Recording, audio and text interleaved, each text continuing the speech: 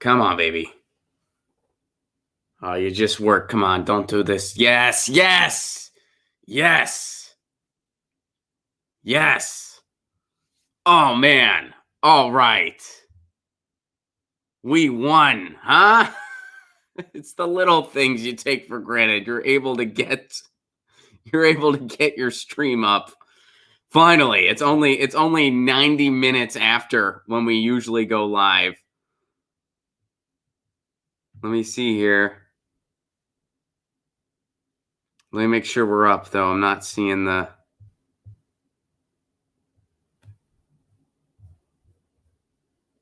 I think we're up. Pretty sure we're up. Yeah, okay. We're doing it. All right. The Facebook, we don't have the Facebook for today. What are you going to do? Here, let me just go ahead and refresh this. We're doing it live, folks. We're doing it live. We're doing the best we can. I'll explain all this in a minute. I'll explain why it was so freaking crazy in just a minute. Usually the show's over. We have the podcast now. But not today. Not today. All right. So I guess I'll start at the beginning. I feel like I owe you all an explanation. Again, so I'll go ahead and give you one. So first, guys, it's a crazy, crazy time. And we're sort of, the world's on hold pretty much, and gigs are getting canceled left and right for me. It's a little scary, not going to lie. It's a little bit scary. And I'm thinking this morning, is there any bit of normalcy left out there in the world? Is there any bit of normalcy? And sure enough, there was. The construction going on right underneath my apartment. That was going on like normal. That just normal. That was just a normal day. It was loud as hell. Everyone's stuck at home.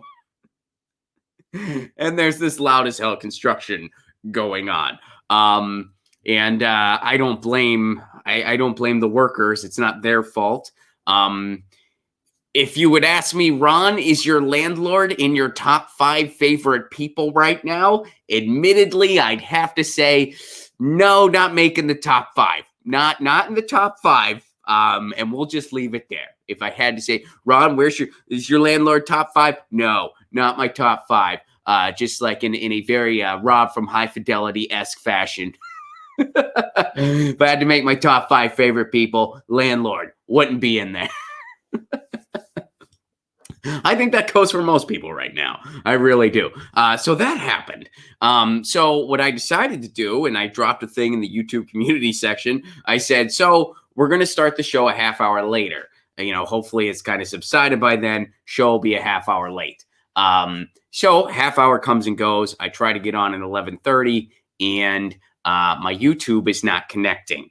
And I'm like, why is that? So a couple days ago, there was a big YouTube connectivity issue. I was not affected by that. My YouTube was working just fine.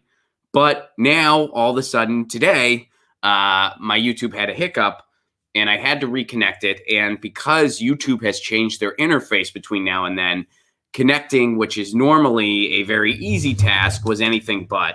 And it was a kind of weird, goofy process. And I had to ask for some tech help. And have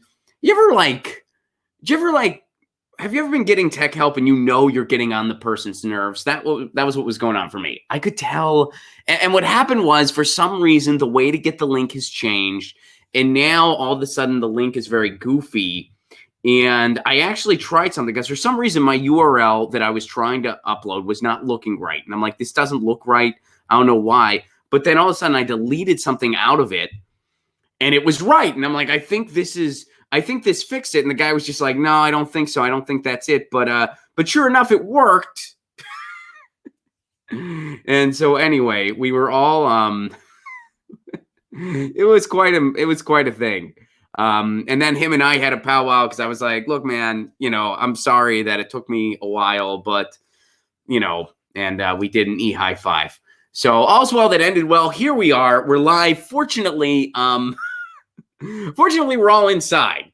So it's okay that we're a little late today, I feel like. And by a little, I mean a lot of late. Like we're super late. Like it doesn't get much later than this, really. Um, any later, we probably just wouldn't have had a show. But here we are. So first there was we're pushing it back because of the construction, and then there was, oh man, YouTube's not connecting. That was another hour of shenanigans, and here we are. Good afternoon. Pretty much any time zone right now. Well, not any, but you know what I mean. The immediate ones, because it is afternoon here on the West Coast, baby. I hope you're staying safe. I hope you're doing well. By the way, if anyone's interested, what I ended up doing for my wife's birthday yesterday, you may have remembered, I said that it is March 18th. It is March 18th, another day in quarantine. And there might be an emergency stimulus. We're going to look at a goofy Politico article in regards to that. I know they're talking about it right now live as we speak. So if we have any updates, please do drop them in the chat because this is changing in real time. But they're talking about an emergency stimulus. We're going to get more towards that in a minute. But first, I will give you guys a quick mention. I know yesterday on the stream, literally during the show, I thought of what I wanted to do for my wife's birthday. And I'm like, oh, this is smart. I wanted to tell you guys, but I was like, well, what if my wife's watching the show? Then the surprise is spoiled. So I will tell you guys what I did. So here's what I did. So my wife grew up in Massachusetts. And one of the things, she was St. Patty's Day baby. She was born on St. Patty's Day.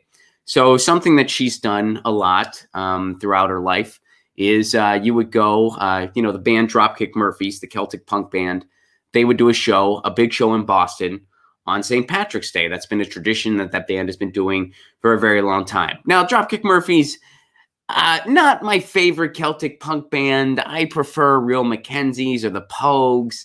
I'm not that big on Dropkick Murphys. They have a song celebrating cops, which I'm sorry, punk rockers shouldn't be celebrating cops. I don't know. They're not the biggest. I mean, some of their songs are fine. I'm not like anti-Dropkick Murphys, just not my big cup of tea, personally. But, she grew up in Massachusetts, going to the Dropkick shows on St. Patty's Day. That was a thing.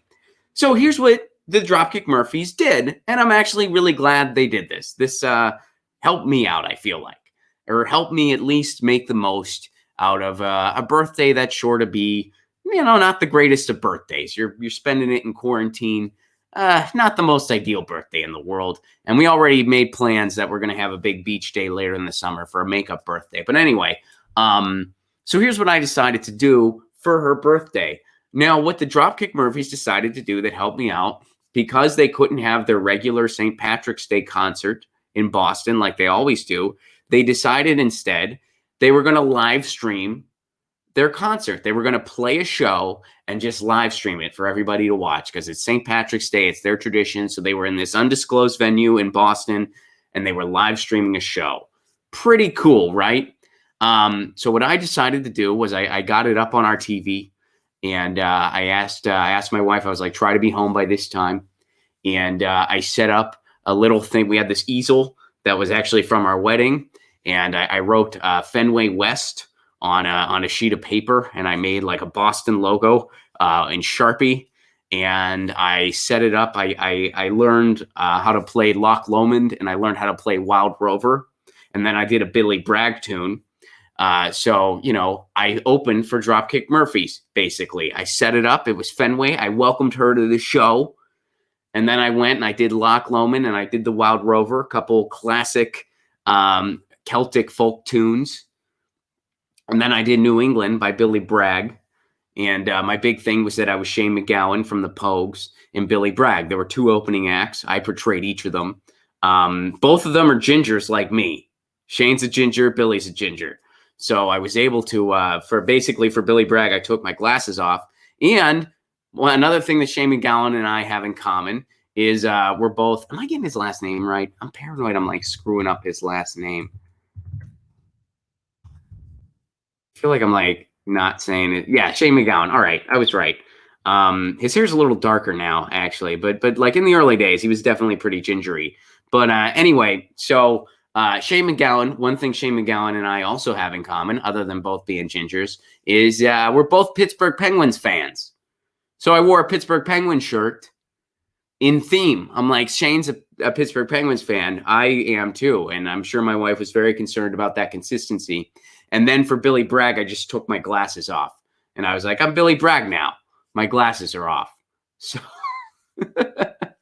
so anyway, that's what I did for her birthday. I gave her I created Fenway West. And honestly, my apartment is now Fenway West. There's no other Fenway West. I claimed it. Do you miss Fenway? Are you a Boston person? I know all about. I've seen Good Will Hunting. I know all about it. Well, Fenway West, my apartment. So if you're in the know and you're hip to my apartment, you can come to Fenway West. That's what I do now. I'm gonna serve chowder. I don't know. Anyway, so that's what I did. I gave her a personalized, and then we watched the Dropkick Murphy show on the live stream, which it was cool of them to do that. I'm really glad they did that.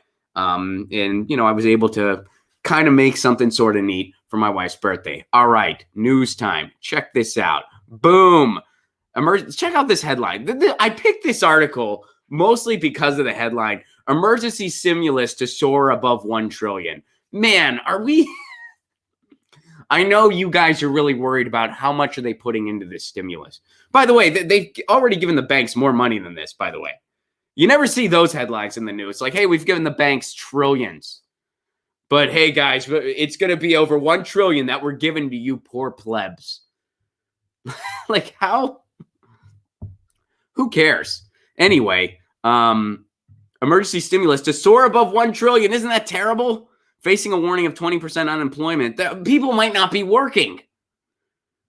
All right, so here's why I bring this article up, other than to make fun of the ridiculous headline. So now they do tell you, Tuesday morning, Treasury Department's unveil a package of $850 billion, more than $50 billion for the airline industry, $250 billion for small business support. By the way, that's through loans, and $500 billion for aid to individuals. So the Trump administration, this is the important part here. Trump administration, and by the way, this is unfolding in real time. Chances are by the end of this stream, we're going to know more.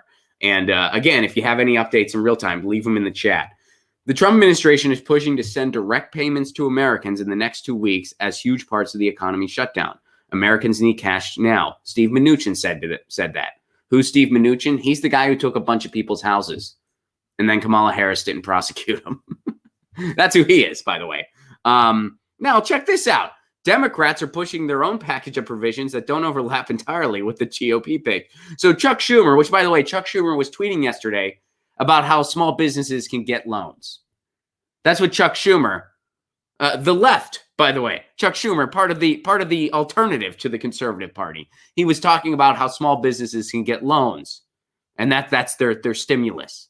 Because that's the first thing on your mind. Man, I don't know where my next paycheck's coming from. My business isn't getting anyone in the door. I'm worried about my livelihood. I'm worried about my family. I'm worried about our health. I'm worried about my family's health. I'm worried about the world at large. I should go into debt. I should take on debt. They're going to give you loans. Oh, wait. The interest is going to be low. Oh, thank you so much. Thank you. Please hand out the banks all kinds of stuff. Bail out the airline industries, please. Bail them all out. And you're going to give me a low interest loan? Oh, thank you, sir. Can I have some more? All right, so here's their $750, including emergency aid for hospitals, and expanded unemployment insurance, more funds for small businesses. By the way, that means loans. Help with childcare, food assistance for seniors. So right now, oh, and by the way, another thing Trump did, here's something Trump actually did. And this is something we know for sure. Trump did this. Check this out. Trump orders HUD to suspend evictions and foreclosures. Do you hear that cat out there? Lucy, is that your friend? You guys hear? There's a really loud cat down below. I don't know if you guys could hear it. But I don't know. Maybe Lucy's... So Trump orders HUD to suspend evictions and foreclosures. So right now, the Trump administration, and there he goes. He's like, we're going to suspend the foreclosures. They're going to be the best foreclosure suspension. You can't get foreclosed on. Look at Mike Pence. He's standing next to a woman. I wonder if he's coming in his pants. He's standing next to a woman. I don't know if that woman is his wife. Maybe it is. I don't even know. I don't even know. Mike Pence was standing. All right. So President Trump on Wednesday directed the Department of Housing and Urban Development to suspend evictions and foreclosures through April as Americans grapple with the fallout of the coronavirus. So, guys, our government, who is always looking out for our best interest, the Trump administration is open to the idea of sending an emergency stimulus, which it looks like we're going to need an emergency UBI. I mean, they're probably going to have to give us something. I don't know what it's going to be exactly. I would say expect the very least. And more is unfolding in real time. And again, if you know anything, please do leave information in the chat because stuff's unfolding in real time. But I would say expect the very least. Now, another thing that's happening. So the Trump administration, they're putting a halt on evictions and foreclosures. The other thing they're doing is wanting to put money directly into the hands of people. And Democrats are talking about small business loans. I mean, this is unbelievable. The establishment Democrats are somehow managing to make Trump smell like a rose in this scenario. Did you realize how insane that is? Trump, who was completely unprepared to handle anything like this, who has been a complete buffoon throughout this entire thing. Every time he talks, you're just like, wow, we're really on our own. Meanwhile, they're talking about putting money in people's pockets and, having a stall on evictions and foreclosures. Well, the Democrats are talking about small business loans. This is the corrupt blind leading the corrupt blind. And by the way, if Trump does order an emergency UBI, which I think he needs to, I'm hoping that happens. It needs to happen. If that does happen, he's probably going to get reelected. And, if Biden's the nominee, which things aren't looking good, which we're going to get into that in a second. If Biden's the nominee, Trump's pretty much guaranteed to win anyway. But man, all right, so let's look at some of this. All right, so President Trump directed the Department of Housing and Urban Development to suspend evictions and foreclosures through April as Americans grapple with the fallout of the coronavirus. The Department of Housing is providing immediate relief to renters and homeowners by suspending all foreclosures and evictions until the end of April. So there you go. So that's happening. They're looking into an emergency fund, emergency stimulus, and we'll see what the details are of all that. Right now, we're still waiting, but and again, if you're a small business, you can get a loan. Don't forget, you can get a loan. Lucky you. So here's the thing. Moving on. We know that yesterday they went through with the primaries in Arizona, Florida, and Illinois. The CDC was telling people to stay home. The DNC said, screw that, get out and vote. And they were totally unprepared. I mean, we watched some of the videos from yesterday. There were polling places in Illinois that didn't even have the necessary materials for people to vote. People were showing up to polling places. They didn't even have the equipment necessary to vote. People were not trained. Judges were calling off. Poll workers were calling off because it wasn't safe for them to get there. Places were understaffed. People were shifted to different locations. One of our regular viewers, Kate, said that her father, who was 85 years old, was volunteering at the polls, which was very dangerous for him to do. I hope he's okay. Somebody at that age, of course, is at high risk for corona. I hope Kate's dad's doing great. I hope he's all right. That all happened yesterday. And that was a huge message from the DNC and from Tom Perez that says they really don't care about you at all. They don't give two shits about you. They don't give two shits about an honest election or a fair election, and they don't give two shits about you. They don't care. And besides them just truly not caring at all, what's the real reason? Why were they so anxious to make sure? Why couldn't they delay it? Oh, and by the way, states that did delay it are facing a potential delegate penalty. Ohio delayed theirs. Now they're facing a potential delegate penalty for delaying it. Why is that? Why? Why were they so insistent that it had to happen right now? Well, here's the real reason why. Bernie Sanders was catching up in the polls. Check this out. This is from Rosa Calderon on Twitter. Want to know why the DNC didn't postpone the primaries? I'll tell you, but you probably already knew. Here's a poll from The Hill. Sanders cuts Biden lead to single digits among Democratic voters.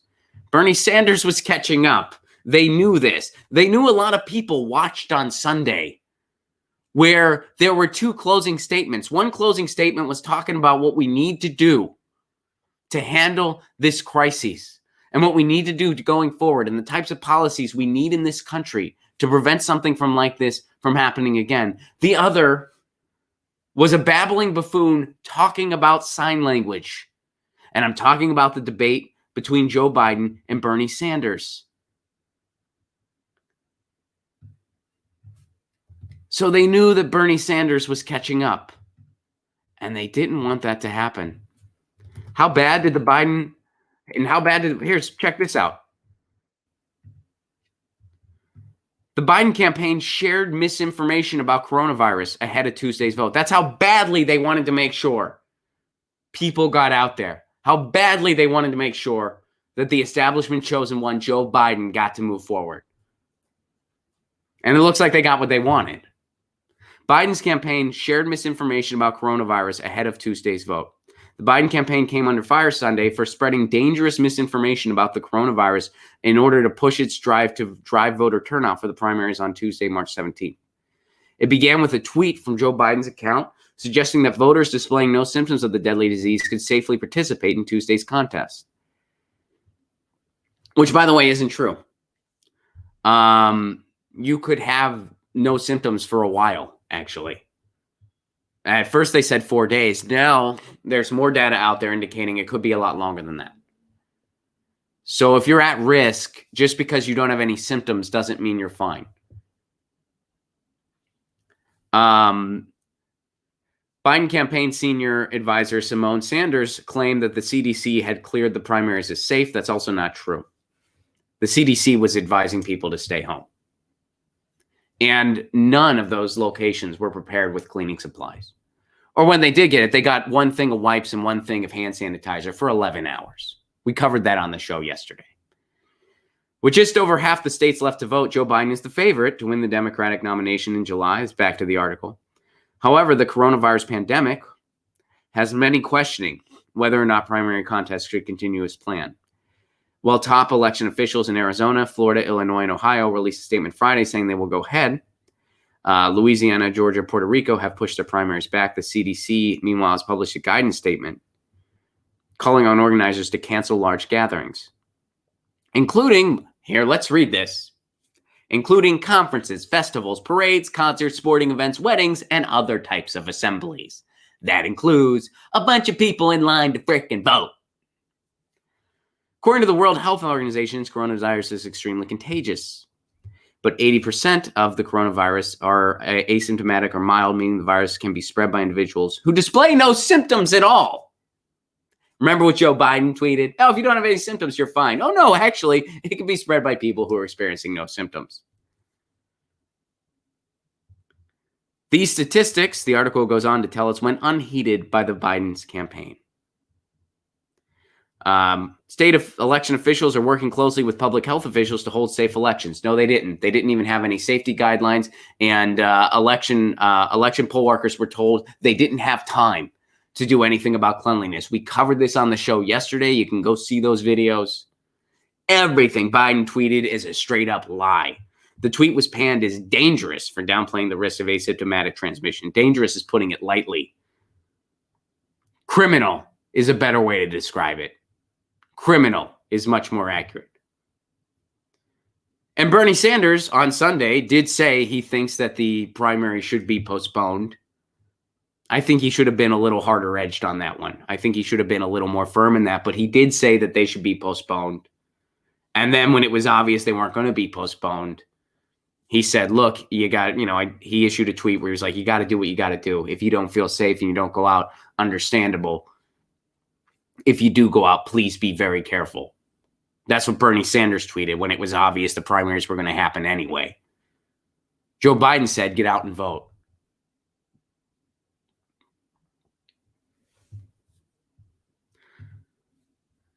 And they knew why. We know why. They did not want the tide to shift. There was a chance at a new momentum grab. Because people are talking about UBI now. People are talking about a jobs guarantee. They're talking about all these things. They're talking about Medicare for all. Medicare for all is overwhelmingly favored. Joe Biden is on tape on video as of recently, saying he would veto Medicare for all. There was a chance for a big tide shift. The Biden campaign and the DNC knew that. So they put your life in danger. They put your life in danger to make sure they got their establishment chosen one. It's almost insulting that they even hold primaries. Because they're just going to do whatever they can to make sure they get the candidate they want. I saw someone tweeted this, and I just kind of saw it in passing, so I can't credit the person. But they tweeted, they were like, I'd almost respect this organization more if they just said, you don't get to pick the nominee, we do, screw you, and just threw the establishment tool at us.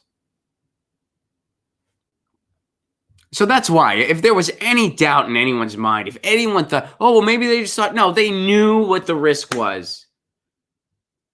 But they'd rather have you go to the polls and get sick. They'd rather spread the coronavirus more than take the chance that the tides would shift and their anointed one, Joe Biden, wouldn't be able to run off with this thing. Because they don't care about you at all. At all. So they knowingly lied. The Biden campaign knowingly and intentionally lied to you. And not just about some policy. This isn't just plain dirty politics. This isn't just Joe Biden. They put your lives in danger because they care that. And you know that had Bernie won, they would have declared the results invalid. The DNC was in a situation where it's a win-win for them. Because they don't care if you get the coronavirus. They don't even care if you die. They don't care. But if for some reason Bernie Sanders would have ran away with it, they would have been like, oh, well, this is invalid because not everyone got to vote. This is too. But, as long as their guy Biden gets through, they're fine with it. This is by design. The Biden campaign knowingly lied to put your life in danger. This goes beyond politics now. This is dangerous, psychotic behavior.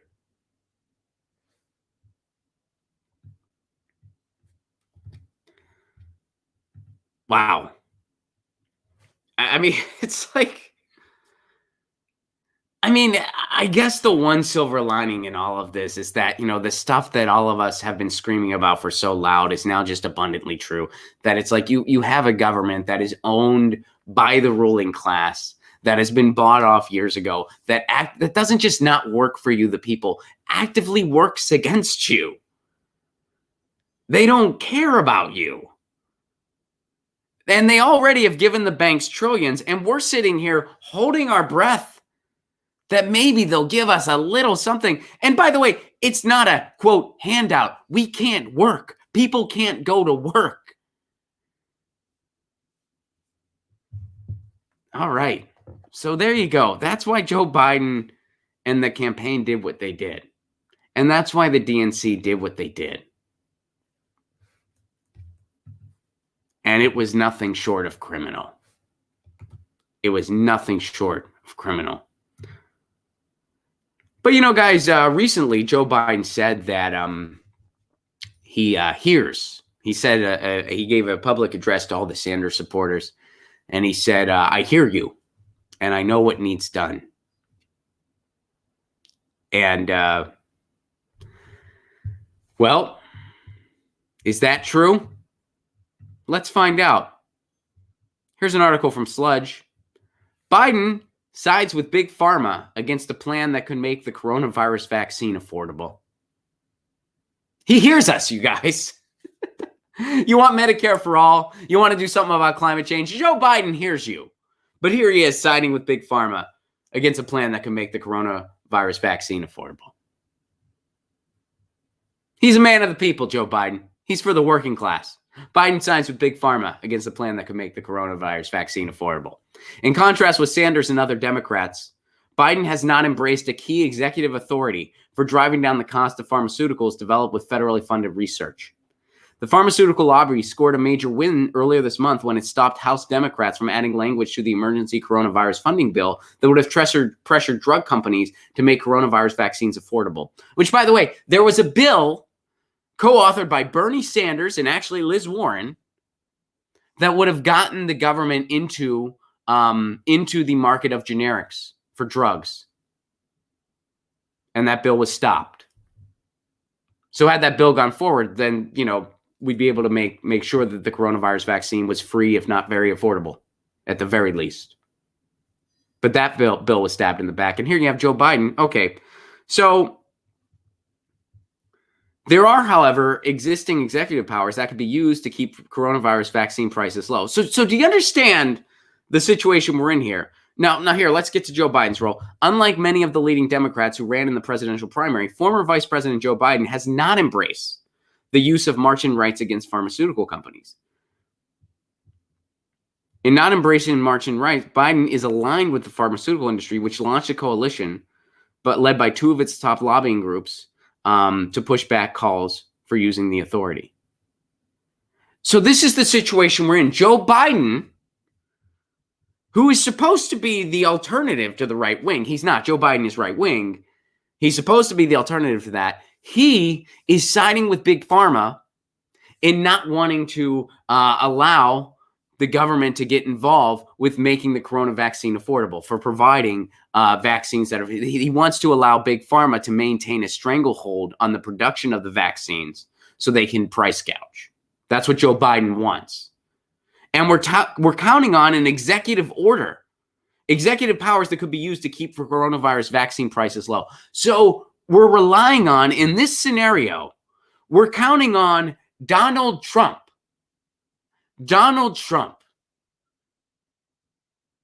a plutocrat, right-wing fascist, to out-left Joe Biden, another right-wing plutocrat fascist. And we're counting on Donald Trump to intervene via executive power to keep these vaccine prices low, because Joe Biden just sided with Big Pharma.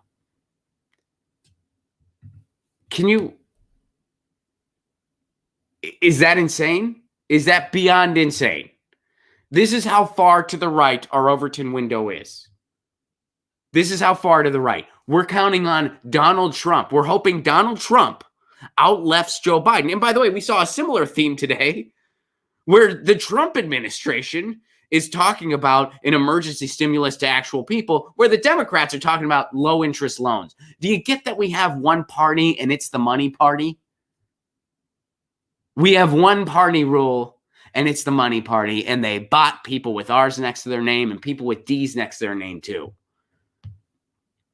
And the Democratic Party is a private corporation that is beyond reform. We should have started a new party a couple years ago when people showed up in Washington, D.C. I was one of them. We showed up in D.C.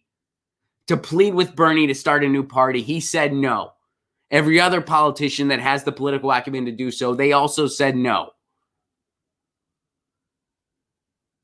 But we're years behind schedule. Had we started in 2017, maybe we'd have a new viable party by now. But we didn't, and I don't know how it's going to start now. There's no one in the political arena who's willing to do it. It's going to have to happen from a movement, and we don't have one solidified, solid movement. We have a bunch of fragmented ones, and our numbers are low. But here you have a scenario where we're relying on Donald Trump to do the right thing about vaccines because Joe Biden's not willing to. And you're supposed to choose between these two utterly horrific, repulsive choices. And if you don't, you're part of the problem. Joe Biden v. Donald Trump. This is unbelievable. They're not even trying to hide it at this point. That this pseudo-democracy isn't even worthy of being called such. And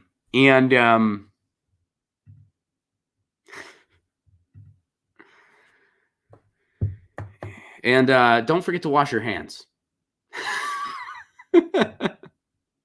Just don't forget to wash your hands, guys. Really. I mean, that's the big thing. It's just like we are on our own. Let me see what you guys are saying. JT, what's up, buddy? Coronavirus has now gone digital. No kidding, right? This morning's been crazy. This morning has been so crazy. I appreciate y'all for your patience. I appreciate you coming in late. I'm sorry that we weren't on the regularly scheduled time. And if you're listening to the podcast later, yeah, well, you know, you got the story from this morning. It was crazy. Basically, first there was construction going on underneath my apartment, and then the YouTube wasn't connecting. So I had to go through a bunch of, I had to go through some tech assistance to get the YouTube reconnected, but it's reconnected now, and that's good. JT, thank you very much for that Super Chat contribution. Coronavirus has now gone digital. Edwin, what's up, buddy? I hope you're doing well. I hope you're staying safe. Can you imagine Trump's 2020 reelection platform by delivering UBI and Medicare for all? Door is open. That's true, Edwin. I wouldn't count on Medicare for all, but I have a feeling we're going to see some sort of UBI. I don't know what it's going to look like exactly, but we're going to see some kind of UBI. I'm fairly certain. It could just be in the form of, it could just be more extensive unemployment, which means not everybody would get it, including myself. I wouldn't get it. I'm self-employed. I don't qualify for unemployment, so I wouldn't see a dime. There's a chance that's all we could get. There's also a chance it could be a straight up UBI, which means, you know, we would all get a certain amount. You know, and again, things are unfolding in real time right now. They're talking about it as we speak. The best advice I can offer is I would say just count on the very least. The very least meaning zero. Plan accordingly as if you're not going to get a dime. And that way, anything that happens is a pleasant surprise. Dude is Priest. What's up, buddy? We should set up a GoFundMe for the funds to get the new party incorporated and on every state ballot. It's got to be a movement. I mean, I think any ideas are good ones at this point. I mean, it's got to happen somehow, and it's got to happen via movement. I say we can't count on any elected official to do it because all of them have said no. And the time is, well, we're behind schedule. The time was 2017. That was the window. And, well, Ron, you really think it was that? You know, the Republicans happened over the course of 6 years. The Republicans became the Republicans over the course of 6 years. It was a 6-year turnaround. So, yes, change, political change via a new party is typically a very slow process. It does not happen too often.